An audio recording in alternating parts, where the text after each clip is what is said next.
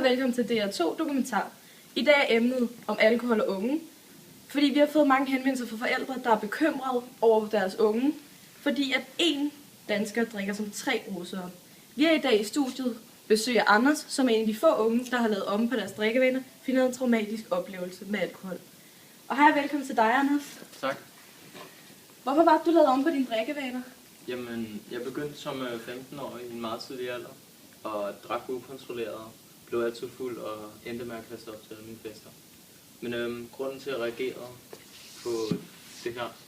på de her drikkevaner, var fordi at jeg engang kom til udpumpning efter en fest, og jeg blev fyret efter. Så. Og hvilke følelser havde du efterfølgende, da du blev fyret og havde været til udpumpning? Jamen, mine forældre blev skuffet, og det var en tragisk oplevelse. Det kan jeg sådan godt. noget vil jeg ikke opleve en gang til. Nej.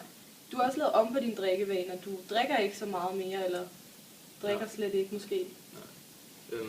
Jamen, jeg kom til en fest, en privat fest fra en af mine venner, og jeg mødte en pige i ædru-tilstand, og hun kunne godt lide mig.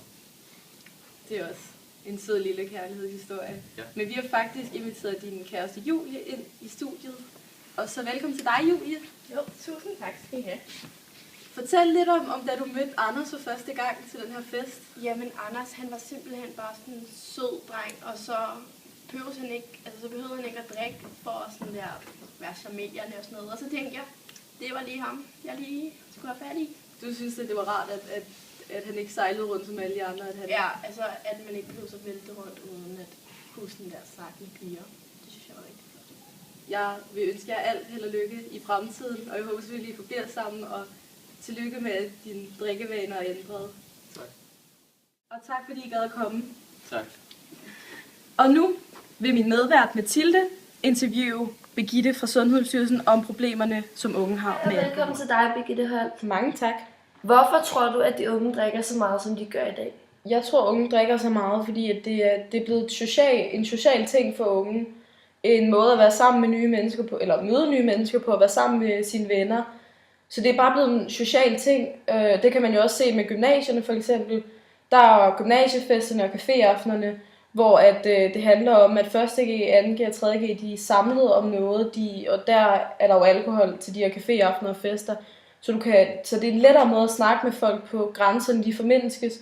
Du tør at snakke med en fra 2. eller 3. G, hvis du er en 1. G'er. Så det er ikke lige så pinligt som, at hvis du går på gangen og går over, nå hej, hvordan går det? Det kan du sagtens klare, når du har alkohol i blodet. Så jeg tror, det er derfor, at de drikker så meget, fordi det er blevet en social ting at gøre, og det tror jeg meget med det sociale at gøre.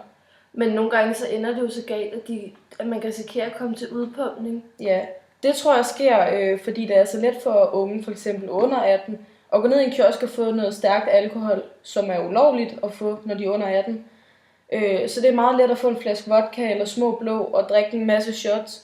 Og det mærker du ikke, mens du tager det, at det er først senere hen, måske en time efter, du kan mærke det. Så derfor bliver de unge ved med at drikke og til flere og flere shots. Fordi de ikke mærker det, så drikker de bare indtil, fordi de føler ikke, der sker noget. Præcis. Ja. Altså bliver de bare ved med at drikke, og lige pludselig, efter en time for eksempel, så slår det dem, og så bliver de rigtig, rigtig fulde. Og til sidst, så kan det simpelthen ende så galt, at de ender med at komme til udpumpning. Så... Hvis du skulle give et råd ud til de unge, hvad vil det så være, altså med hensyn til alkohol, og hvordan man sådan formindsker det? Jeg synes, det er svært at kunne give et råd til alle generelt.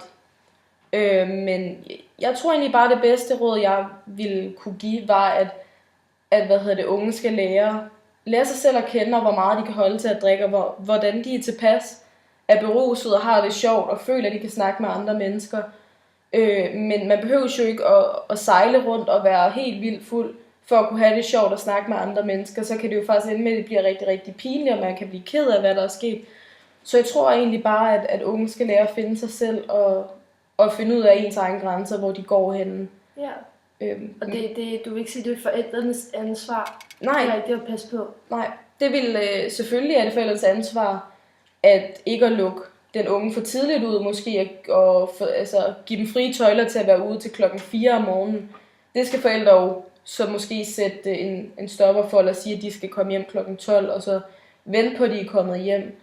Men når de bliver lidt ældre, så synes jeg, så synes jeg ikke, det er forældrenes ansvar, eller det er det jo selvfølgelig, men forældrene kan ikke sige til dig, du må ikke ryge, eller du må ikke drikke, for børn kan gøre, hvad de vil. Og hvis forældrene bare siger, det må du ikke, så kan det ende med, at børn går oprør mod deres forældre, og forældre og børn så ikke har det godt sammen. Så jeg tror, jeg vil mene, at det er mest op til de unge, men forældrene har en stor indflydelse på børnene. Ja. Men så vil vi egentlig sige tak til dig. Selv tak. Birgitte, det var hyggeligt, at du kunne komme. Tak fordi jeg måtte komme. Ja, det var så lidt. Med disse ord fra Birgitte Holt, så vil vi sige tak for i aften, og glad for, at I så med i aftens indslag om alkohol og unge. Næste gang vil vi høre om spiseforstyrrelser, hvor vi også får en anden ekspert ind. Så glæder jeg til det, jeg håber, I kommer og ser med. Hej.